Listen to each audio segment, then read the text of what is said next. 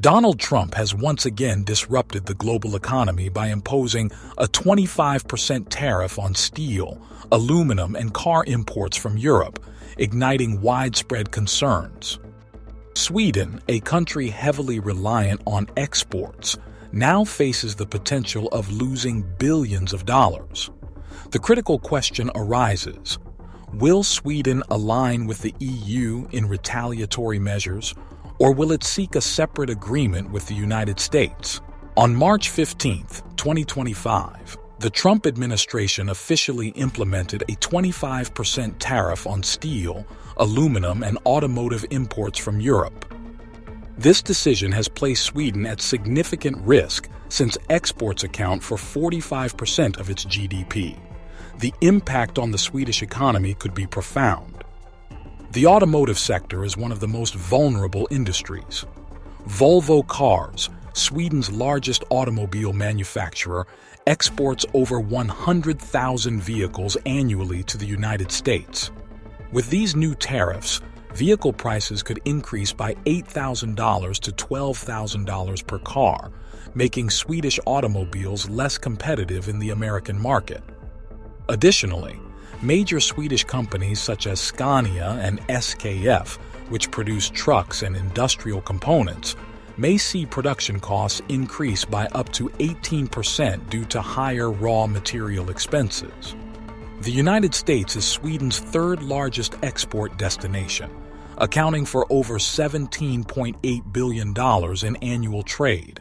Thousands of jobs in the automotive, steel, and aluminum industries are now at risk if companies are forced to reduce operations.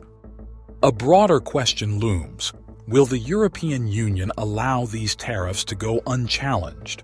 European Commission President Ursula von der Leyen has issued a firm response stating, "We will not let Europe fall victim to America's protectionist policies." The EU has devised a retaliation strategy that includes several countermeasures. First, the EU plans to impose tariffs on American agricultural products, including soybeans, beef, and dairy, which amount to over $6 billion annually in trade.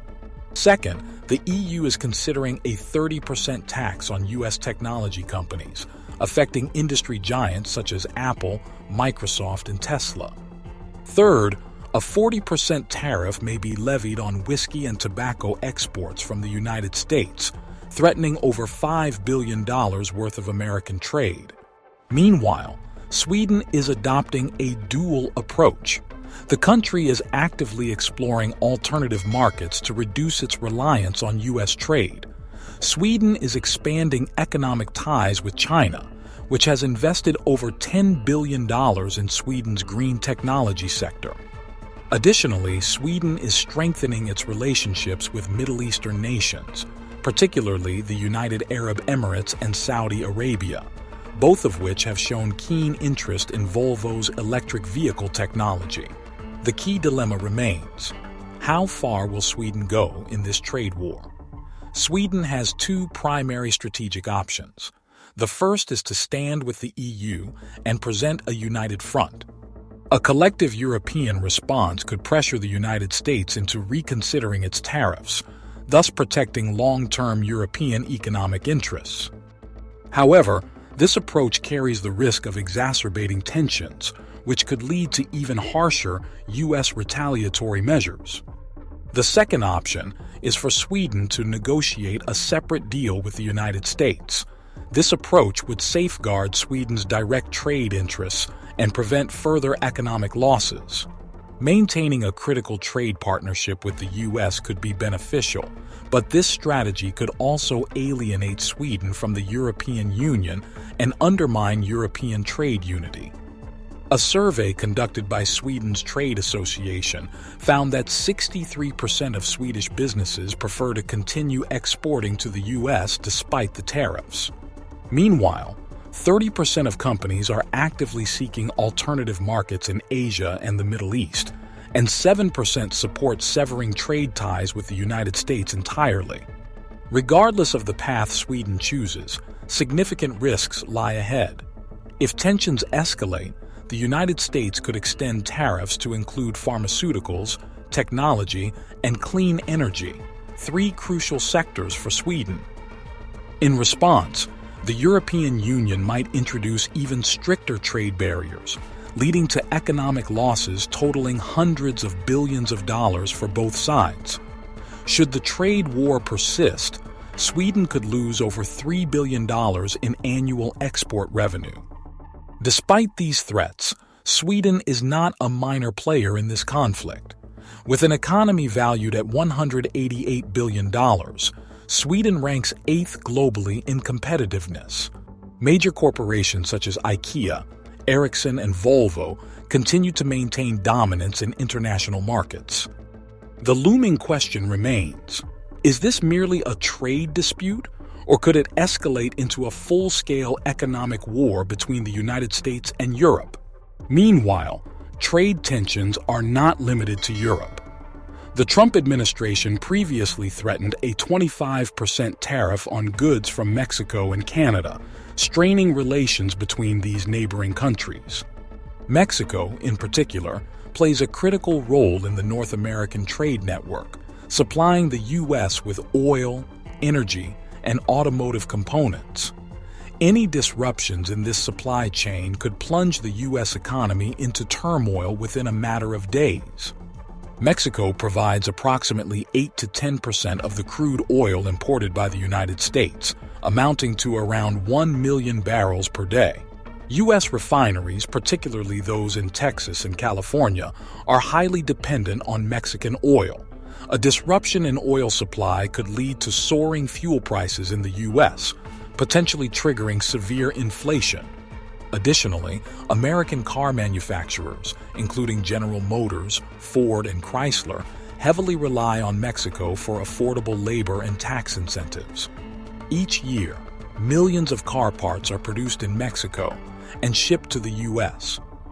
Should Mexico decide to cut off this supply, American car manufacturers would face significant production cost increases, and supply chain disruptions would be inevitable. In response to the Trump administration's tariffs, Mexico is preparing a series of retaliatory measures, often referred to as Plan B.